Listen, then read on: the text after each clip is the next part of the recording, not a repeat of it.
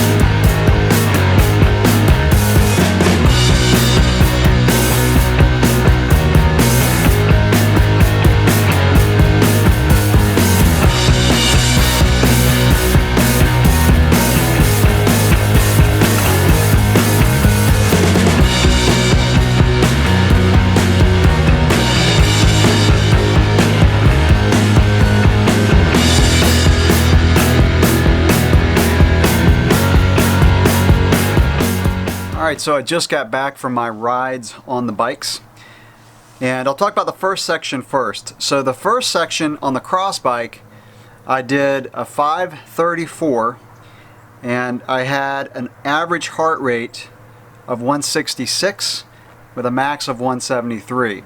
Now I did the second section and then got back on the gravel bike. So let me talk about the first section on the gravel bike. On the gravel bike, I had a 5:36, so only 2 seconds slower on the gravel bike. The heart rate actually was 3 beats lower average. It was a 163 with a max of 169. So I don't know if maybe I was getting a little bit more tired. But on the second section, so first of all, on the cross bike on the second section, I had a 5:16 with an average heart rate of 167 and a max of 174. And then when I went back out on the gravel bike, I had the exact same time, 5:16. I had an average heart rate of 162, so 5 beats lower, with a max of 170, so 4 beats lower on the max. So again, the heart rate may be because I was getting a little bit more tired, but the time was the same. So very interesting. So just from this day's testing, I can conclude that on just flat gravel sections, there's not a big difference between the bikes. Now let's talk about the ride quality in that hammer situation. So the gravel bike definitely feels more comfortable. You can feel the seat post flexing, and even when I got back home, I kind of jumped back and forth between the bikes and I bounced on the seat post. And you can definitely feel the seat post flexing on the gravel bike. So it's not just marketing hype, it's really true. That seat post, it extends more out of the frame and it can flex more. So that's a good thing. The bumps feel more muted on the gravel bike. There's no doubt about that. The front end of the cross bike feels really light, really agile. Now the gravel bike felt more stable, but the cross bike didn't feel unstable, if that makes sense.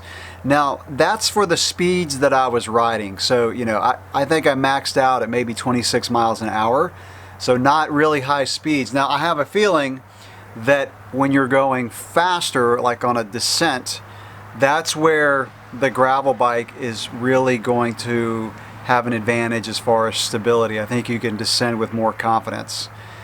So the point is, at the speeds that I was riding today, the cross bike does not feel unstable. And that Giant has a pretty high bottom bracket, so it's not the most stable cyclocross race bike, but it still feels just fine, and it feels like you can just change lines really quickly on the cyclocross bike. Now that being said, the gravel bike just feels like it floats better over the bumps. So what I want to do later on is do a test where I do a long ride on the gravel bike and then maybe a few days later do the same loop or whatever on the cross bike, because I have a feeling the longer you ride, the more advantage that gravel bike is going to be. Just those little tiny bumps, when they get to you on the cyclocross bike over the course of a long ride, you're going to feel fresher on the gravel bike than the cross bike. Now, this past summer I did 70-mile rides on that cross bike, and I didn't limp home or anything. I still felt okay. So what I want to do next in the next couple weeks is I want to put the wheels from the gravel bike onto the cyclocross bike, because how much of that compliance, that comfort, is in the wheels. So the tires are a higher volume, the rims are softer, so the aluminum rims have a little bit more compliance, a little bit more give compared to the carbon rims of the cyclocross bike. So I really want to determine how much of that compliance comes from the wheels. Now, to make that wheel swap, I actually have to go out and get another rotor, because the gravel bike, the Niner, has 160 rotors front and rear. The cyclocross bike has a 160 in the front, but the back is actually a 140. And by the way, the rotors on the Niner are center lock. They're SRAM center lock. So I've never used SRAM center lock before. I've used Shimano center lock, but not SRAM. So I've got to go out and get a 160 or 140, excuse me, SRAM center lock rotor so I can swap those wheels over to the cyclocross bike. So to kind of sum up today's testing, not really any time difference to speak of between the cyclocross bike and the gravel bike on flat gravel roads. And the gravel bike, it definitely feels more comfortable, but the cyclocross bike doesn't feel uncomfortable. I've said it before, that Giant is a pretty compliant cyclocross race bike. Not an uncomfortable ride, but when you go from that over to the gravel bike, you can definitely feel the bumps being muted. It's like the bumps are there, but they're not getting to you as the rider as much as they would on the cross bike. It's not dramatic, but like I said before, over a long period of time, those bumps will add up as far as taking a toll on you. So Project Cross versus Gravel is just getting started. Stay tuned to my channel as I do much more testing between these two bikes, and we'll decide how are they different and which bike is best for which rider, and do you really need both? Thanks for watching.